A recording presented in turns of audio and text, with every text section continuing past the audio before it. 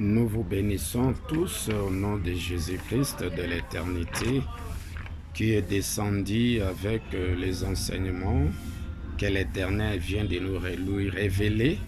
Ce sont les enseignements de la montagne. Jésus-Christ devrait se rendre à la montagne de l'Éternel pour récupérer cette nourriture de l'éternité. C'est Matthieu 17, là c'est la montagne de la transfiguration. Jésus prit avec lui Pierre, Jacques et Jean et les amena à l'écart sur une haute montagne. La montagne, c'était la montagne de Dieu, selon Exode 3, là où Moïse s'est rendu à la montagne de Dieu. Mais la haute montagne, ça c'est la montagne de l'Éternel. Or, la montagne, c'est la sagesse.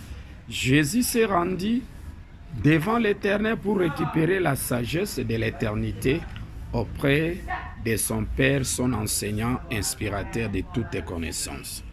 Et aujourd'hui, selon Matthieu chapitre 17, versets 1 à 3, Jésus-Christ qui a connu la transfiguration, un Jésus transfiguré, c'est un Jésus de l'éternité, de la seconde venue.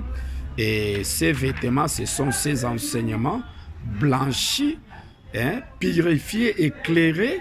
Un Jésus qui a vu la face de l'Éternel, selon Nombre chapitre 6 et 24, que l'Éternel te bénisse et qu'il te garde, que l'Éternel fasse lui sa face sur toi, qu'il t'accorde sa grâce, que l'Éternel tourne sa face vers toi et qu'il te donne la paix.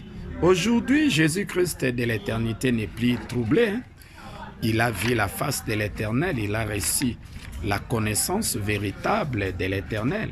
Voir la face de l'Éternel, c'est comprendre la connaissance véritable de l'éternité que l'Éternel révèle. Et l'Éternel ne montre sa face que devant Dieu et devant Jésus-Christ. Dieu a déjà bénéficié sa part de l'enseignement de l'éternité auprès de l'Éternel. Maintenant, même c'est le tour de Jésus-Christ. Jésus-Christ aussi s'est rendu à la haute montagne, il a récupéré les enseignements de l'éternité. Il est descendu avec ses enseignements et il enseigne les enseignements de l'éternité. Avec la face de l'éternel, tout est clair, la révélation est claire, il n'y a pas de sujet tabou. Et que personne ne vous trompe, il n'existe jamais un fils unique de l'Esprit créateur. Cela n'existe pas à l'éternité. L'Éternel ne possède que des fils, des épouses, des oins et des témoins, les deux anges, Gabriel et Michael, et avec ces deux-là, les deux pasteurs, le meilleur et les autres serviteurs ne bénéficient l'enseignement de l'éternité qu'au travers Dieu et au travers de Jésus-Christ. C'est comme ça que Dieu et l'Éternel avaient interdit à son serviteur Moïse de ne pas voir sa face, puisque Moïse voulait voir, comprendre les enseignements de l'éternité qui étaient réservés à Dieu et à Christ. Alors, qu'est-ce que l'Éternel lui dit? L'Éternel lui dit, tu ne pourras pas voir ma face, car l'homme ne peut voir ma face et vivre. Parce que la face de l'Éternel n'était réservée qu'à Dieu et à Christ.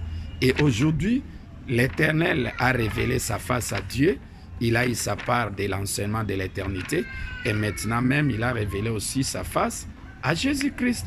Et Jésus-Christ aussi a bénéficié sa part de l'éternité puisqu'il a vu la face. J'ai vu la face de l'Éternel.